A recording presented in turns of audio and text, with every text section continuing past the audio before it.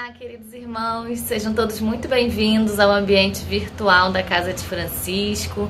Que bom estarmos juntos para mais um momento de estudo e reflexão acerca da doutrina espírita. E hoje nós teremos o companheiro Rafael Siqueira. Ele é da Sociedade Espírita Fraternidade, SEF, e nos falará sobre o tema Meus Filhos Veem Espíritos. Para preparar o ambiente antes de iniciar a reunião, vamos juntos fazer uma prece de abertura, elevando nossos pensamentos, lembrando da figura doce do nosso irmão Jesus, dos amigos espirituais que nos acompanham. Nesse momento, estamos aqui reunidos para agradecer a oportunidade da encarnação, a oportunidade de estudo dessa doutrina que nos traz tantos ensinamentos, confortos, serenidade e resiliência para seguirmos em frente.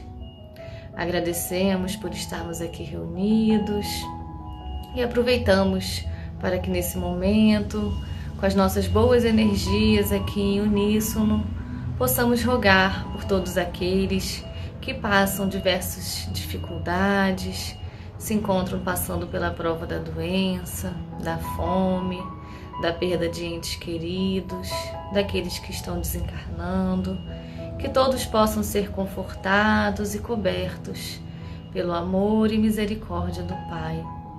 Envolvam-nos em mais este momento para que possamos absorver os melhores ensinamentos aqui trazidos, levá-los para dentro de nossos lares, para onde passarmos, e que o Senhor possa estar conosco, nos acompanhando e nos envolvendo a toda a nossa humanidade, hoje e sempre, que assim seja, graças a Deus.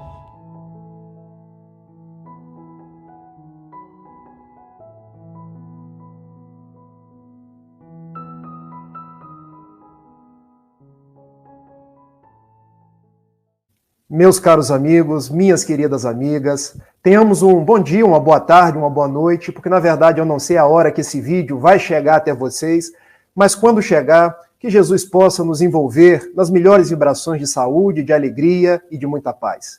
Eu sou Rafael Siqueira, da Sociedade Espírita Fraternidade, e tenho o prazer de estar com vocês mais uma vez. Sempre que me dirijo aos amigos da Casa de Francisco, a alegria transborda do meu coração.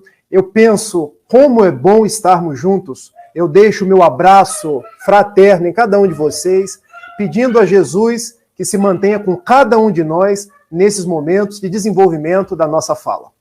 Nosso tema escolhido para esta ocasião, Meu Filho Vê Espíritos. Será que isso é normal? Será que nós, mesmo nos dias da nossa meninice, da nossa adolescência, nós temos essa capacidade de ser médiuns, de ser espíritos? Bom, foi esse o tema que a Martinha me passou. Martinha sempre me presenteando com esses temas que me forçam o estudo, que me forçam a trazer, a desenvolver o espiritismo com cada um de vocês. E eu peço a permissão e peço a bênção dos benfeitores espirituais que me auxiliem para que eu fale conforme a doutrina espírita. E logo, no nosso início, eu quero desenvolver a temática fazendo 3 perguntas. A primeira delas é: quando meu filho está vendo espíritos, está registrando o plano espiritual, está registrando entidades, conversas, será que eu devo tratar isso com normalidade? Com certeza.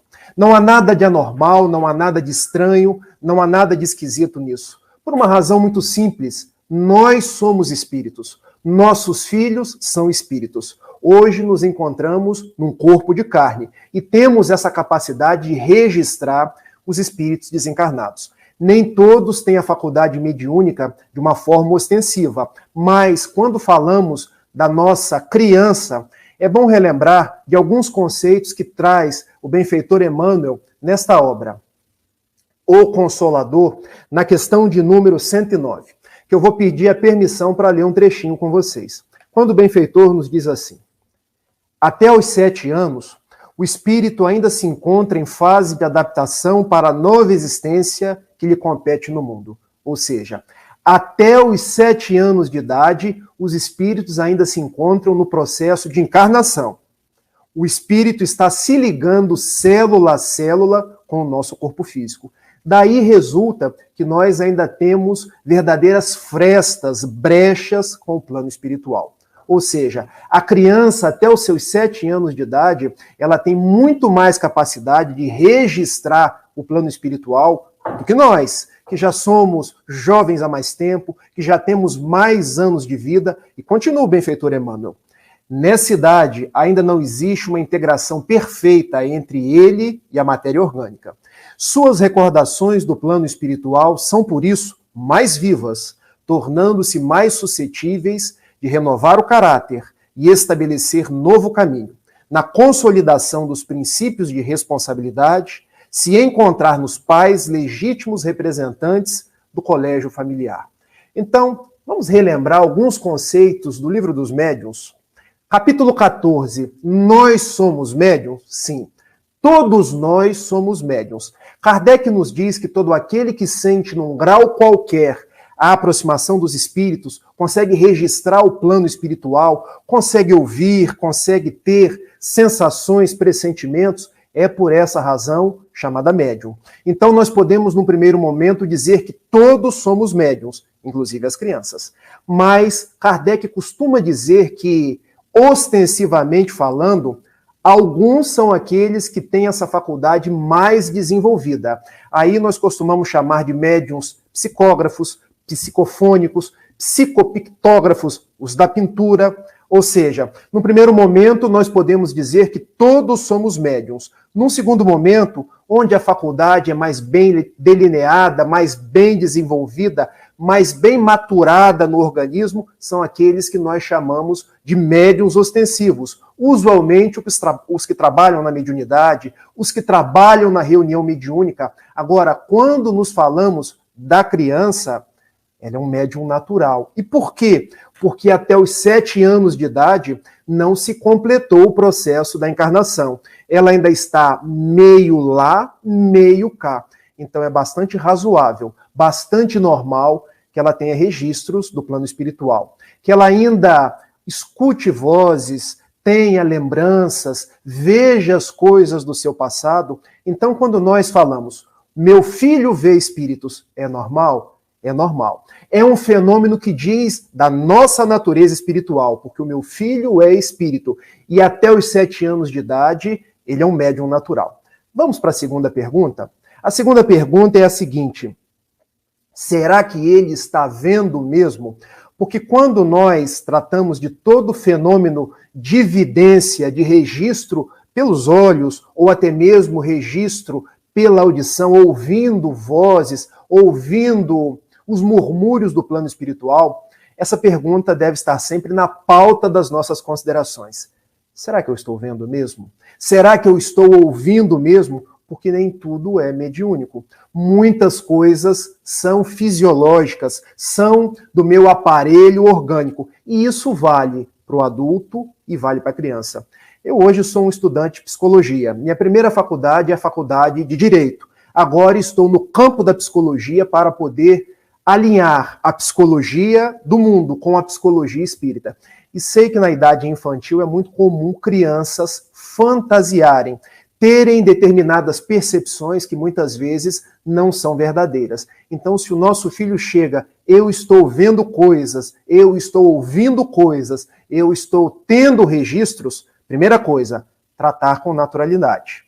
Não ficar chamando a atenção da criança, chamando ela de maluco, criando situações que podem trazer qualquer tipo de tratar aquilo de uma forma que não seja natural. Num segundo momento, eu me perguntar, será que está vendo mesmo? Será que isso não é uma fantasia do meu filho? Algum registro por conta de algo que ele esteja vivendo, por conta de alguma infelicidade, de alguma amargura, de algum problema no colégio, um problema de relacionamento com familiares? Ah, Rafael, e como é que eu vou identificar isso? Nós temos que conversar com a criança e saber dos seus registros, porque vejam, se os registros da minha criança são registros, muitas vezes, de coisas ordinárias do dia a dia, por exemplo, ele diz que está vendo um coleguinha do colégio, ele diz que está ouvindo algo que ele já ouviu na televisão, ou ouviu no seu tablet, porque hoje as crianças estão sempre nas telas, nas redes sociais. é bem comum que aqueles conteúdos estejam reverberando na sua cabeça e ele esteja tão simplesmente registrando aquilo e achando tratar-se de algo externo.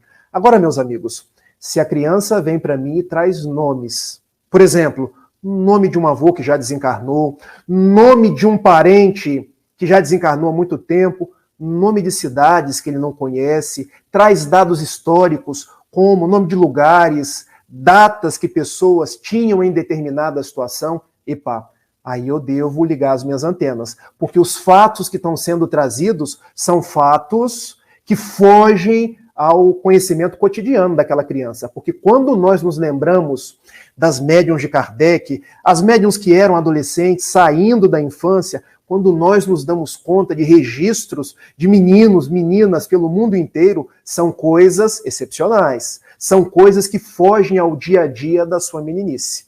Segunda pergunta, então, é uma fantasia ou é realidade? Para que a gente tenha aquele bom senso que Kardec nos recomendou. Terceira pergunta que nós temos que nos fazer. Esse tipo de visão, esse tipo de audição está trazendo alguma perturbação? Está trazendo alguma espécie de problema físico para a criança? Porque, veja, se a criança está chegando para mim, olha, eu estou vendo uma entidade, eu estou vendo uma pessoa, e chega suando, e chega chorando, e chega querendo ser abraçada, querendo ser acolhida, demonstrando uma espécie de sofrimento físico e mental, aquelas visões não estão fazendo bem, aquelas visões estão trazendo sofrimento. Então eu, como pai, devo pensar, pode ser espiritual? Pode. É normal? É normal. Mas se está causando sofrimento, eu que sou um estudioso da doutrina espírita, eu devo saber que nós somos de natureza dúplice. Eu tenho meu corpo físico, mas, sobretudo, eu sou um espírito. Eu vou começar a entender sob o prisma da espiritualidade, da mediunidade, mas, igualmente, eu vou tratar minha criança conforme os padrões do mundo. E como eu posso fazer isso? Levando no pediatra da criança, porque às vezes existem determinadas terapias que podem ajudar a criança. Às vezes a própria psicologia, existem excelentes psicólogos infantis que ajudam a criança a maturar suas emoções, a cuidar das suas sensações, do seu sofrimento íntimo. Por que eu estou dizendo tudo isso? Porque, por mais que sejam registros espirituais, se está trazendo sofrimento, eu preciso aliviar essa criança. E esse alívio não se dá apenas sob o prisma das propostas espíritas. Eu tenho que tratar aquela criança igualmente com as coisas do mundo, com os médicos, com os psicólogos, às vezes até com pequenas porcentagens de remédio, porque eu vou cuidar daquela criança de uma forma integral. Feitas essas três perguntas, é normal? É normal, porque nós somos médiuns por natureza. Está vendo mesmo? Bom, eu diagnostiquei que está vendo, que está ouvindo. Terceira pergunta, está causando sofrimento? Se está causando sofrimento, eu posso buscar os recursos espirituais e os recursos da Terra, inclusive a própria homeopatia, que ajuda muito nos processos de transtornos infantis. Agora, se a criança está nitidamente só registrando os espíritos e não está com qualquer tipo de sofrimento, de angústia, de pesar, aí eu vou recorrer ao espiritismo.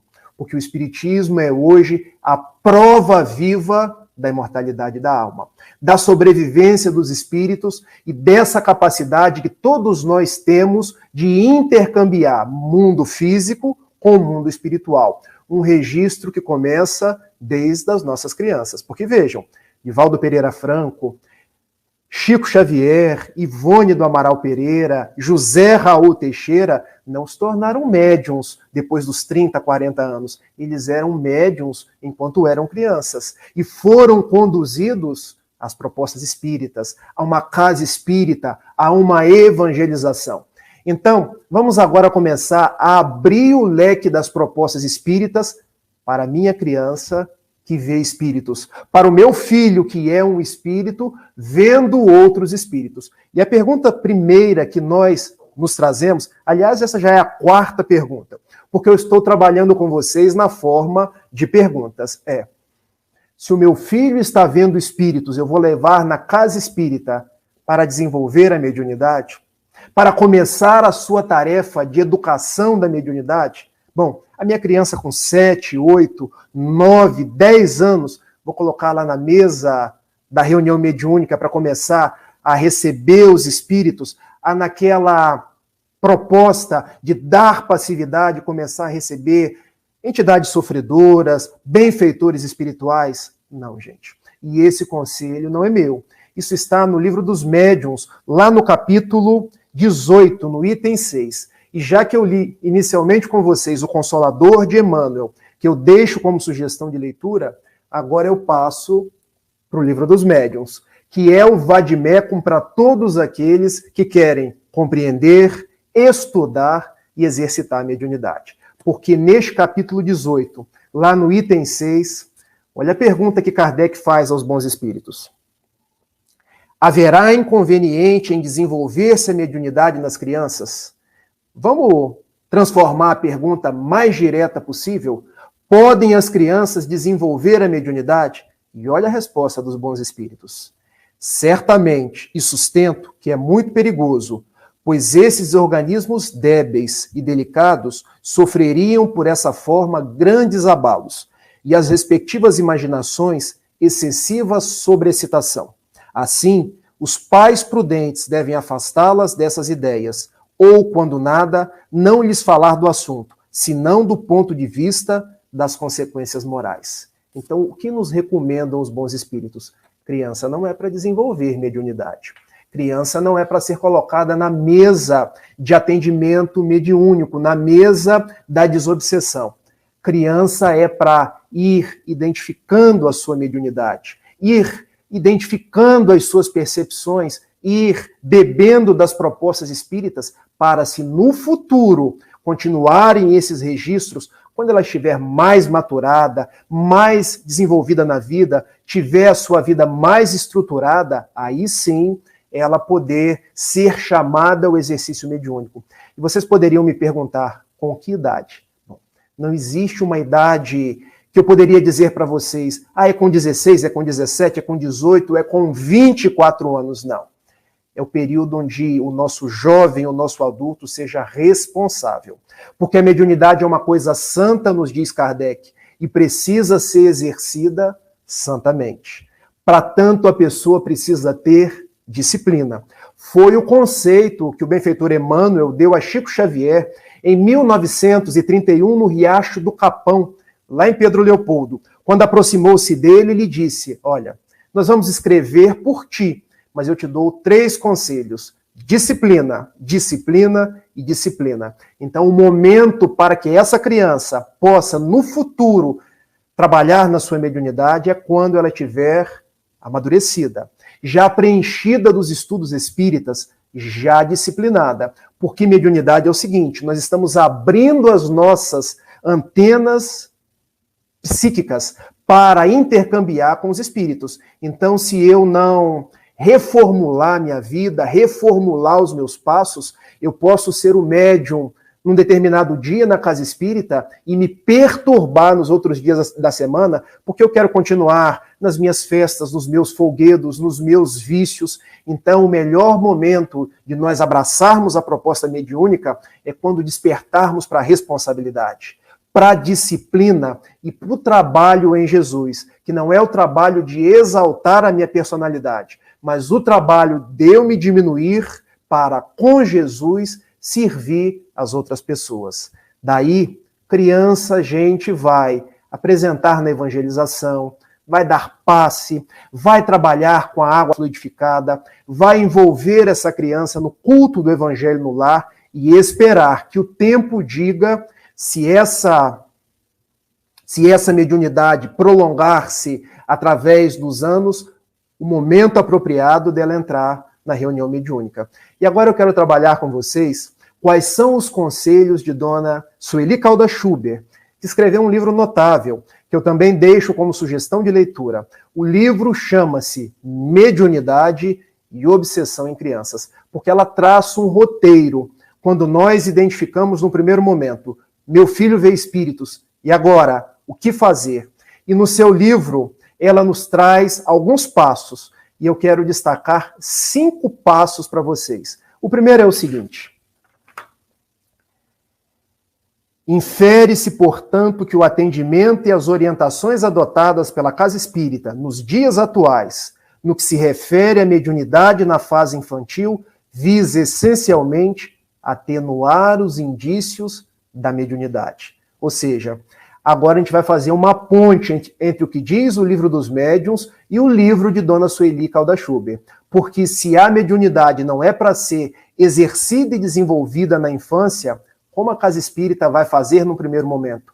Vai tentar equilibrar a criança para que seus registros mediúnicos possam se atenuar e no momento oportuno ela possa ser chamada a desenvolver, a educar as suas faculdades. Isso é o primeiro passo.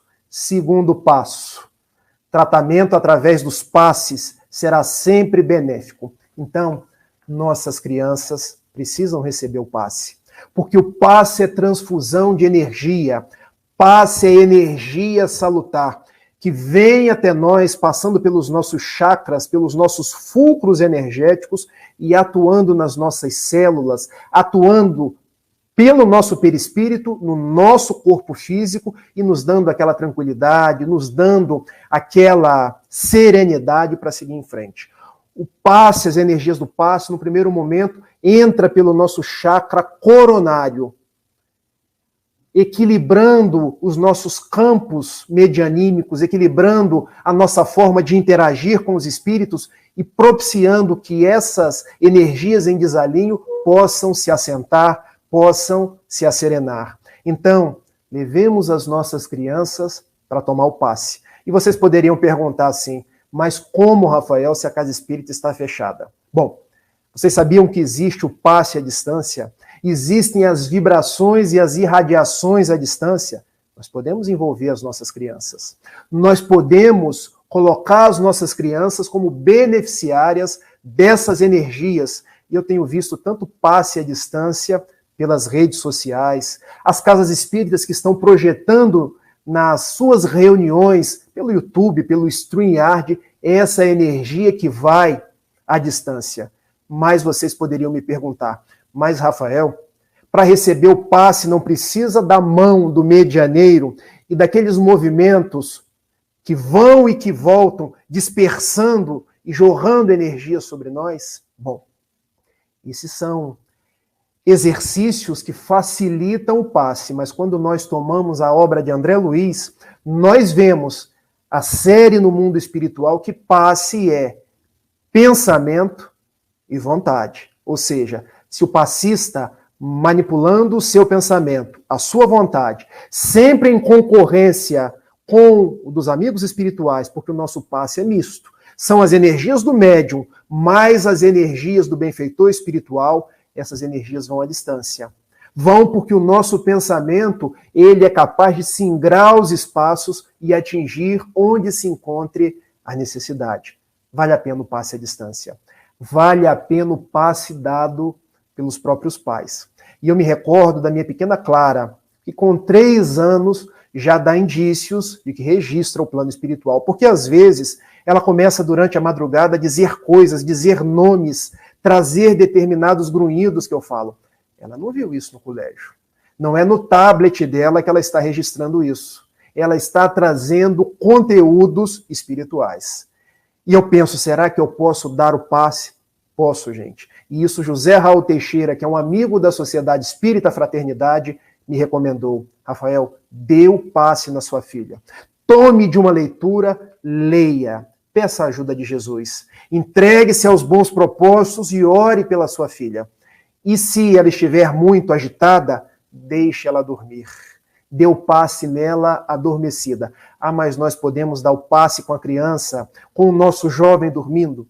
Podemos. Porque, na verdade, o corpo está dormindo, mas o espírito está desdobrado, está registrando a nossa voz, está captando as nossas energias. Prova disso é que muitas vezes nós dizemos coisas aos nossos filhos que estão dormindo e eles, ao acordar, mamãe, papai, eu tive a sensação de que você estava ao meu lado. Estávamos mesmo. Então, passe nos nossos filhos. Não descuremos dessa primeira atividade. E continua a Dona Sueli Calda-Schubert nos dizendo, Terceira proposta, culto do Evangelho no lar. Será que nós estamos fazendo culto do Evangelho no lar? Porque essa proposta da família se reunir para pensar em Jesus, para vibrar no Evangelho, quando a nossa casa deixa a turbulência dos dias atuais, turbulência do coronavírus, turbulência dos dias de recolhimento, turbulência do desemprego, turbulência das desencarnações, para reverenciar Jesus. É o momento onde os nossos obsessores... mas todos temos obsessores? Sim. Uma vez foram perguntar a Chico Xavier, Chico, todos têm obsessores? E ele respondeu, olha, aquele que diz que não os tem é o que mais tem. Mas como isso, Chico? Diz o apóstolo Paulo na sua epístola aos Hebreus, capítulo 12, versículo 1, que todos nós estamos rodeados por uma nuvem de testemunhas, uma nuvem de espíritos. Há espíritos bons, há espíritos maus. Então nós estamos vinculados a eles pelo teor dos nossos pensamentos. Se os nossos pensamentos são nobres, granjeamos a presença dos espíritos bons. Se os nossos pensamentos são mesquinhos, granjeamos a presença dos espíritos maus. O culto do Evangelho no lar é para que nós busquemos o amparo dos benfeitores. Já pararam para pensar como nós fazemos as preces? Vamos elevar os nossos pensamentos. Vamos buscar Jesus. Então, como é importante o culto do Evangelho no lar.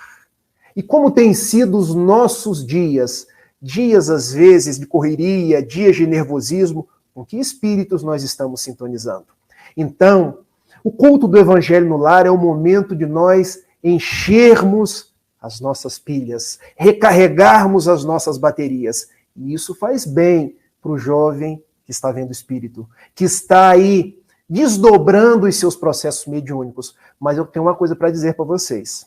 Numa casa onde uma criança é médium, não basta educar a criança, é preciso educar os pais. Porque às vezes a criança está tomando passe, está indo na casa espírita, mas o pai está no mundo da lua. O pai está brigando com a mãe, o pai está todos os dias, e eu aqui não estou fazendo julgamentos, mas está bebendo, está engolfado nos vícios.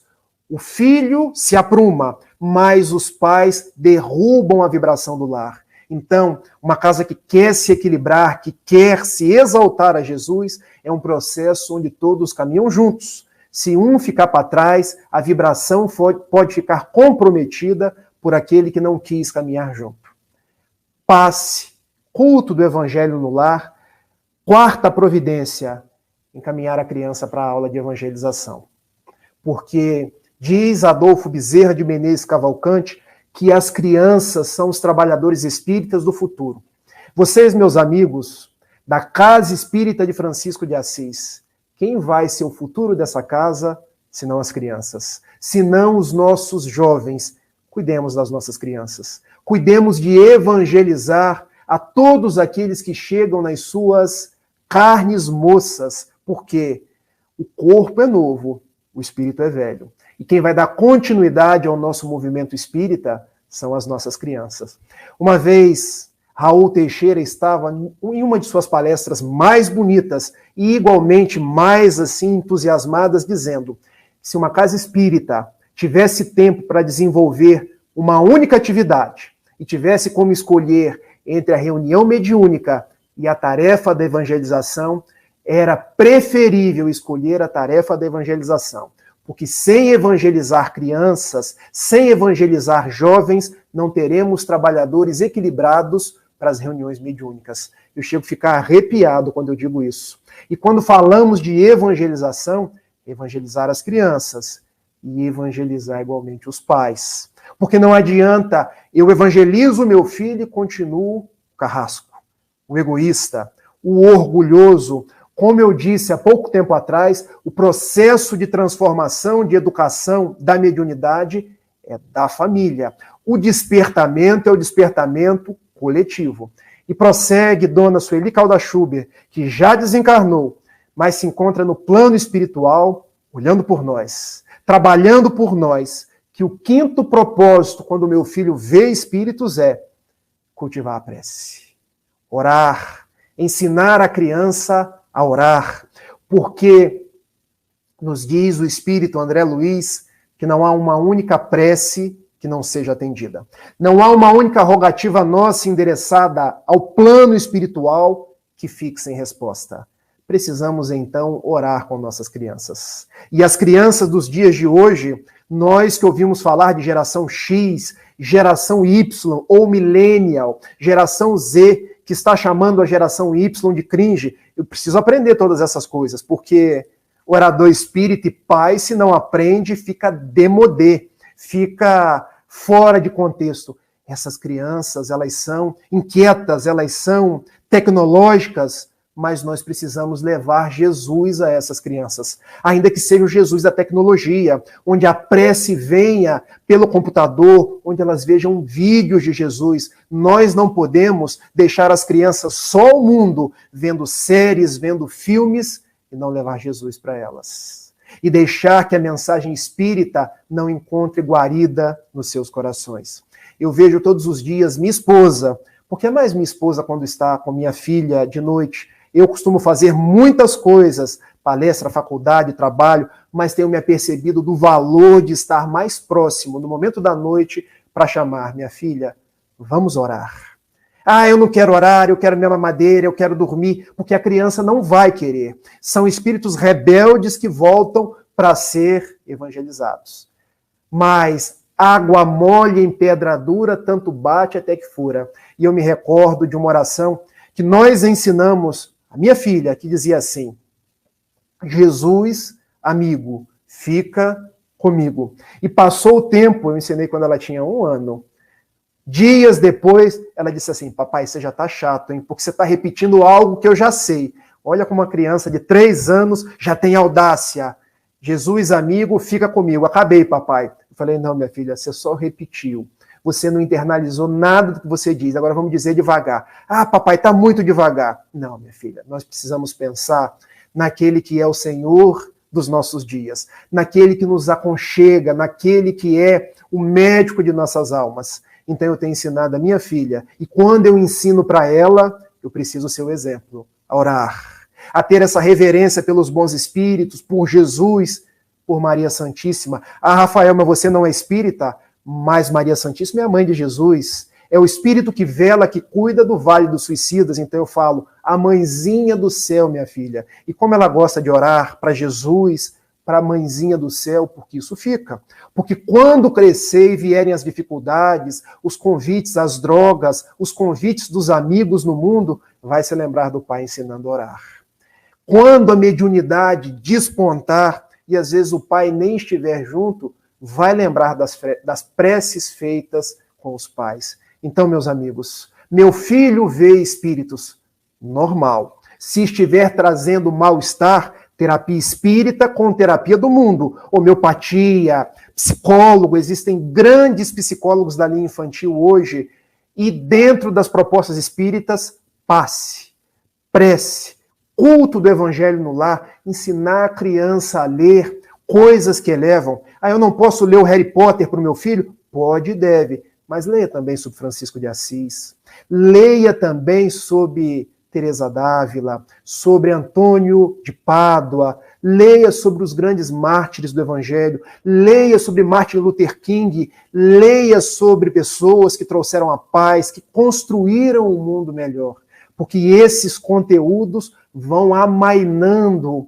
a mediunidade nascente. Porque Francisco Cândido Xavier era médium desde os seus 5 anos de idade. A sua mãe morreu quando ele tinha essa idade. E ele foi para a casa de uma madrinha sua, chamada Dona Cidália Batista. Não, Dona Rita de Cássia. Cidália Batista foi depois.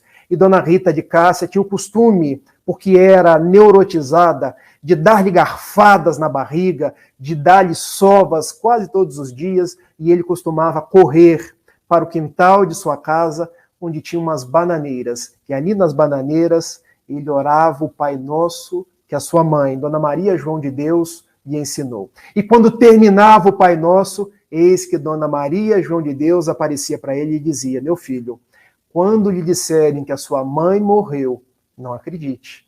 Eu estou viva. Eu apenas estou num outro flanco de vida. Mamãe, Minha madrinha me bate, minha madrinha me espeta garfo na barriga. Mamãe, ela até já me pediu para lamber a ferida de um primo meu. E Dona Maria João de Deus, espiritualizada, dizia: meu filho, tenha paciência, tudo isso vai passar. Tudo isso é para você fortificar o seu caráter e crescer em Jesus, crescer com Jesus para o exercício da sua mediunidade. Francisco Cândido Xavier foi médium desde a sua meninice e tornou-se um dos maiores médiums que o Brasil e o mundo já conheceu. Divaldo Pereira Franco conta registros da sua mediunidade com 4 anos de idade, quando ele viu entrar pela porta de sua casa, lá em Feira de Santana, na Bahia, uma senhora com um coque na cabeça, um vestido daqueles bem antigos, uma espécie de camafeu no peito, e ela lhe disse: diga à sua mãe que Maria Senhorinha quer falar com ela. E ele correu, foi falar com sua mãe, de Dona Ana, de nome Ana. Mamãe, há uma senhora aqui dentro de casa de nome Maria Senhorinha que quer falar com você. E ela arregalou os olhos e perguntou: meu filho, não tem ninguém com esse nome aqui, porque essa é sua avó, ela já morreu. Nem eu a conheci, porque quando ela morreu, estava no meu trabalho de parto. Mamãe, ela quer falar contigo. E Dona Ana foi até a sala e lá não estava ninguém. Mas Dona Ana, diante daquele registro, foi até a sua irmã, que havia convivido com a mãe, e lhe narrou o fato. E Divaldo foi atrás. E narrou a Edvirges, a irmã, que Divaldo tinha visto uma senhora de coques, um camafeu, e Edvirge disse: Ana, é mamãe que ele está vendo, porque esse camafeu foi aquele que eu coloquei no dia em que ela estava sendo enterrada. Esse coque fui eu mesmo que eu fiz, fui eu mesmo que fiz. E esse vestido foi aquele que nós colocamos no dia da sua desencarnação. Era a mediunidade de Valdo Pereira Franco, dando mostras que não são os adultos que veem espíritos, mas as crianças também o veem. Ainda nesta atual existência, eu, desde minha tenra idade, registrava os espíritos. Não nessa grandiosidade, nessa beleza, nessa nitidez que Divaldo, que Chico, porque era um médium obsidiado, mas via os espíritos e corria para minha mãe, Dona Selenes, lá na cidade de Itapiruna, e dizia para ela: mamãe, eu estou vendo gente. Meu filho, quem você está vendo? A porta de nossa casa está fechada. Mamãe, e eu descrevia as pessoas. Um é alto, veste essa roupa, outro é mais baixo, mais magro um pouco, tá com essa roupa. Menino, não tem ninguém aqui dentro de casa. E mamãe ia junto comigo, olhava, não tinha ninguém. Olhava debaixo da cama, não tinha ninguém escondido. E eu descrevia, e minha mãe dizia: meu filho, você está com algum problema, meu filho? Não, mamãe, eu não tenho problema nenhum. Eu estou vendo. E continuava e dizia onde as pessoas estavam, porque na época eu não era espírita ainda. E mamãe, olha, se você não tem problema, se você não é esquizofrênico conforme o mundo, você só pode ver 2 pessoas. Como católica que era, ela disse assim para mim: ou você está vendo Jesus na manifestação do Espírito Santo, ou você está vendo o capeta, o diabo.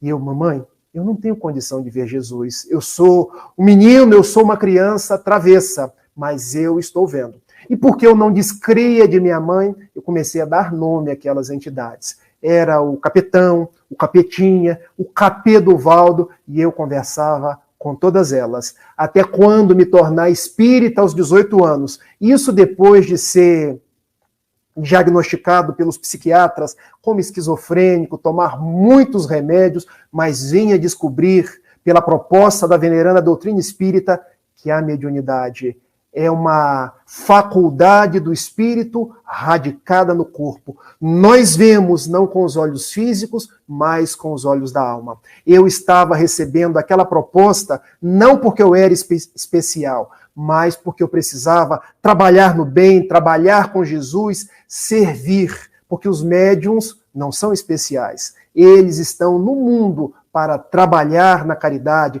para servir as outras pessoas e para buscar a autorredenção. Daí, se o seu filho vê espírito, que bom.